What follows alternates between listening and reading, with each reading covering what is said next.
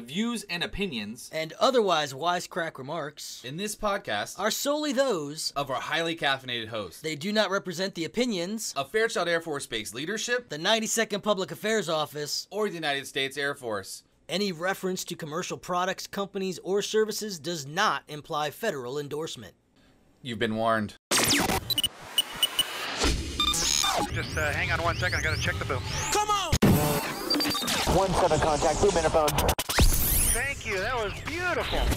I'm Staff Sergeant Benjamin W. Stratton. And I'm Captain David A. Liapis. And we're about to feel your connection with Fairchild's weekly podcast, The Boom. This week on The Boom, we'll talk about Bloomsday and Hoopfest and Easter happenings and a whole bunch of great finance-related stuff, apparently. Just hang on 1 second, I gotta check the boom. Come on! We're gonna do local happenings first. Kind of mash it all together, 60 seconds, local happenings, announcements, all that into one fancy little thing right before we get into the news.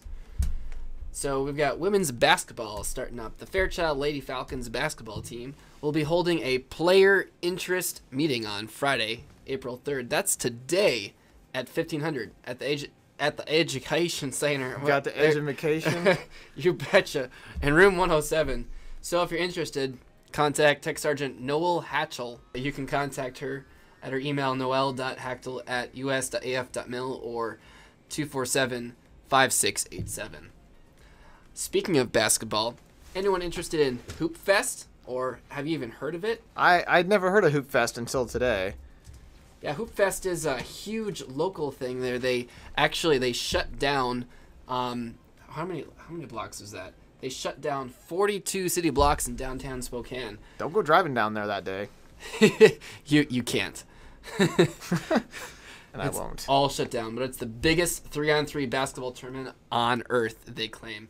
7,000 teams, 3,000 volunteers, most of which are from Fairchild, believe it or not, and 225,000 fans on 450 courts. So it's a huge outdoor festival, and that is happening on June 27th and 28th. So sign up now, get your team signed up now, and we know there's always a lot of Fairchild teams that sign up. So let us know if you're going to be a team down there, and we'll root you on. Yeah, so get your hoop on, all you tall people. There's short people who play. You could be a guard, Captain. I mean, there's like 5-foot people out there. No, it's all good. I was not blessed in the height arena, and so you will not find me in the basketball arena. Anyway, so also coming up, more sports and fit-to-fight kind of things. We've got the Sexual Assault Prevention and Response Run. I'll just call it the Sapper Run. That's on Friday, April 17th at 7 a.m. at Miller Park. Is it Sapper or Saper? Or is it Sapper? I think it depends on where you're from. Us in Montana, we call that a Sapper Run. So Anyway, interesting.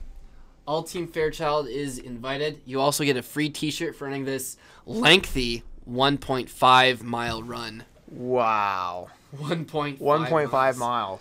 But if you want to run farther than that, Much farther. well, 7.46 miles. That's really not okay for people who only run a mile and a half. 7 point whatever you just said is definitely very far. Don't they always tell you to run farther than the PT test so that you can do well on the PT test? Well, right, because it's mostly psychological. It's not even a physical thing. If you know that you can run 4 miles on any given day, then a mile and a half is jump change.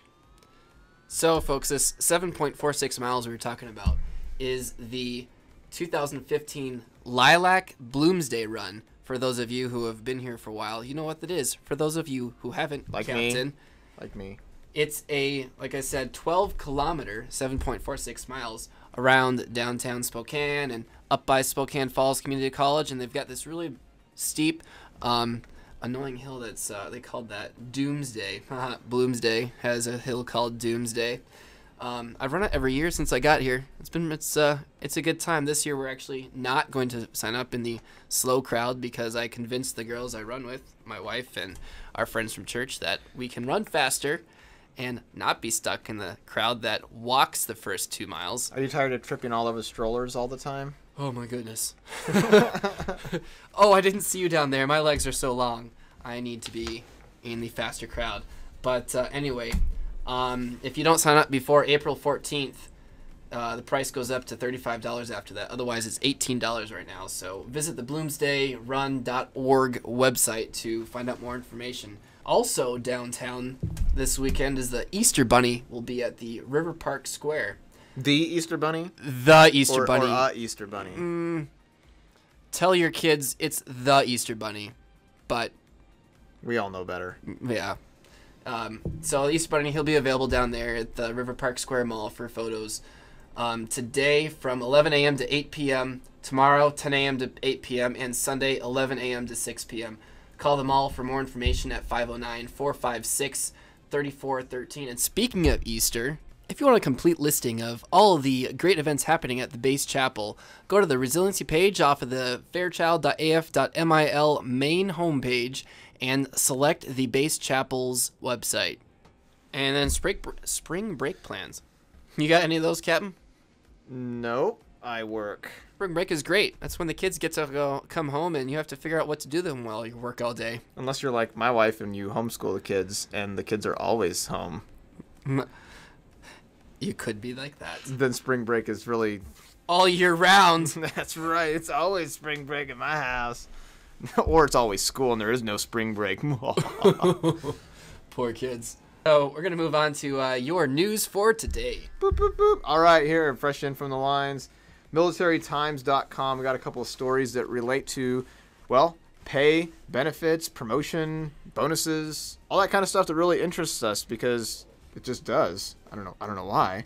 So we have a new Secretary of Defense, for those of you who have not been tracking this, Ashton Carter, and he has taken over the helm of the Department of Defense. And so he's looking at some ideas to change the promotion and retention rules for the services. And one of the things he proposed was, instead of making everybody come in at what they say is the bottom ranks, that the military should allow well-trained people to begin military service in the middle of their career and grant them an automatic mid-career rank to reflect their civilian experience and skills. Kind of like what they already do with chaplains and legal folks and doctors. They kind of do that already, bringing them in as first lieutenants or as captains rather than second lieutenants as far as the officer side goes. But it sounds like they want to expand it to even the enlisted ranks.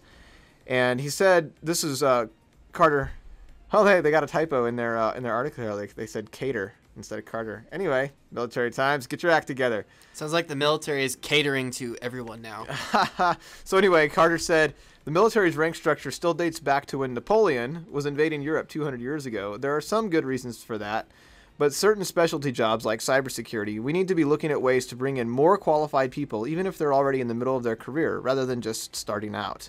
It's because, just imagine, you're like 10 years advanced into your career, you got a college degree, you're going to come in and enlist as an E2, and then work your way up to sergeant at some point 4, 5, 6 years down the line, or and so what he's looking to do is get these people to come in and have that incentive to be a little bit higher rank. Now that's a little bit though for career progression and for experience as far as leadership. This is going to do a lot for the tech, the job knowledge side of things, but what about just military experience? That's kind of important too. They won't really understand the culture of the military if they come in midway.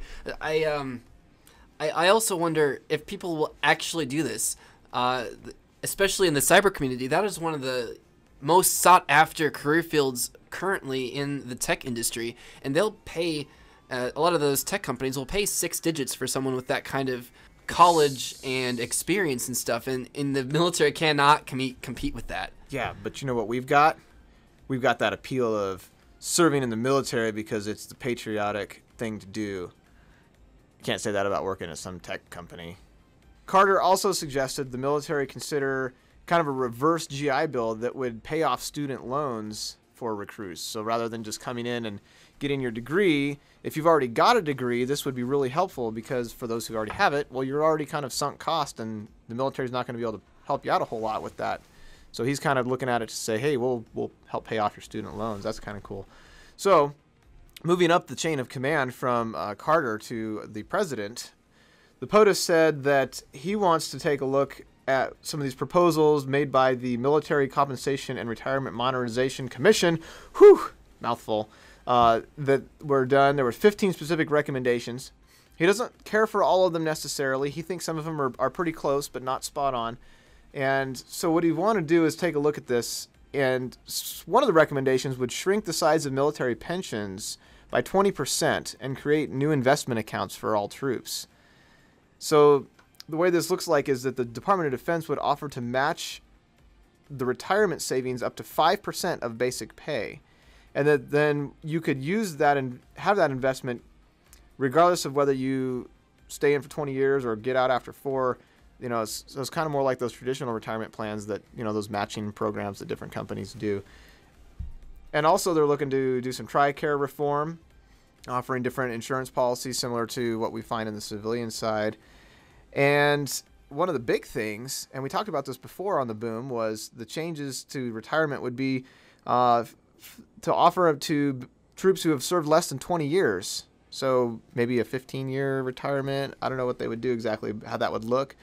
And then the final thing they mentioned in this article from Military Times was the proposal to give troops who reach 12 years of service a lump sum retention bonus in exchange for a 4-year service commitment. They said the amount would likely vary by service and career field. I mean, they're already kind of doing that, but I don't know if it's going to make it a blanket so every career field gets a bonus at 12 years. I hope they do it. If they're going to do it soon, because I hit 11 years this summer. So, you know, pass this along, get it in so I can get a bonus next year. It'd be all right. Speaking of money. Hey, some of us experience puberty later than others. Anyway, so speaking of money, we got the Air Force Assistance Fund kicked off recently. It kicked off March 23rd and it goes through May 1st. The Air Force Assistance Fund is represented by 4 charities. That's the Air Force Village, Air Force Aid Society, Air Force Enlisted Village, and the LeMay Foundation. And if you folks don't understand, so one of my airmen makes fun of me for saying the word folks. So I'm going to say it a few more times, folks. So anyway, the Air Force Assistance Fund is a great way to avoid all those payday loans and high interest loans and things, because guess what? There's no interest. They just kind of take it out of your paycheck over the next couple months after you use it. If you meet certain criteria, this isn't just randomly, I want cash right now and go in there. There's certain reasons why you need to be seeking assistance. Supervisor has to sign some letter. The first sergeant has to say, yes, he meets this criteria. So it's not just free money whenever you need it. But it is there. But it is there. It is an option to avoid paying twice as much in interest. And it is there because of other people who give that money to be there, right? Yeah. I was a young, dumb airman. Not to say that all airmen are. Hey, I'm a sergeant now. I guess unless you're talking the big A. Anyhow, so when I was a young A1C and I didn't really understand budgeting as well as I should have, and I got myself into a predicament where I was going to not be able to pay on my truck loan, and I wasn't going to pay certain utility bills and things. And I explained my situation to my supervisor, and we talked to the first sergeant. And after a few courses over at the Airmen and Family Readiness Center on proper budgeting skills, I was able to also get this $500 Falcon loan from the AFRC. And they wouldn't have that kind of money if it weren't for higher ranks or just people any rank, people willing to support the Air Force Assistance Fund. So if you have a heart, and even if you don't, you should share. But just remember too, it's not just the Air Force Aid Society that gets the money. There's all those other ones that he mentioned at the beginning there that help different categories of people, some of them surviving spouses of airmen who've died while on active duty, widows, and retirees. So there's a whole bunch of different people that you can help, and you can select which ones you want, or you can just kind of do a blanket donation and it'll split it up evenly between all of them. To contribute to the AFAF, or for more information, contact your squadron representative. Now, past all the crazy, super serious news, we got some humor in the news. Did you guys hear about Internet Explorer getting shut down and mothballed like all the other tech in the world? Nice. Walkman, TV bunny ears, rotary phones, things our kids will never understand. Yeah, so speaking of that, just the other day I had an experience with this. I went down to go somewhere. My kids were all loaded up in the van, and my kid has this little handheld radio, and he was listening. He doesn't know what he was listening to, but he was on the rock station, and there was this old song that had some questionable lyrics. And so before it got to that point, I said, turn the station. And he kind of looked at me, and I thought, is he not understanding or is he defying me? I said, turn the station. And he looks at me again with this weird look, and I said, dude, turn the station. And he goes, I don't know what you mean. And I said, change the station. And he goes, oh, got it, and changed the station. And so I got in the van and drove off, and I realized that he doesn't have any comprehension of what it means to turn the station or turn the channel like we used to back in the day when we had TVs and radios that actually had knobs that you would get up, like if you're watching the TV, and you'd have to walk across the room and physically turn a knob on the TV to change the channel. And so that's where we say turn the channel or turn the station. And our kids that have push buttons and touch screens, and they don't even understand that. Or the bunny ears on the TV, and you're like, wait. Oh, okay, we got good signal. Hold it there, Dad. Oh, no, stop moving. I told you, you can't breathe right now. Get the foil. Get the aluminum foil. Kraft actually recalls some 240,000 boxes of mac and cheese for fear of metal shards. So, you're supposed to have certain amounts of copper and iron and different metals in your diet, but I don't think these are the kind that you're looking to have. Now, for Fairchild specifically, they did mention that none of the lot numbers that were being recalled were here at Fairchild Air Force Base. So if you've been at the commissary buying Kraft mac and cheese, from what we understand, none of those are any of the ones that are at risk of having shrapnel in them. So it's okay. Your kids will not end up like Iron Man. Shrapnel floating near his heart. Well, that's about all we got for today, folks. So, I said folks again. You'll get used to it. Also, or they'll tune you out. You can tune into us on our social media feeds, Facebook, Twitter, YouTube, Instagram. Also, the Fairchild public website, that's www.fairchild.af.mil, or right here on the podcast. So, like we said, tune in next week for another episode of The Boom!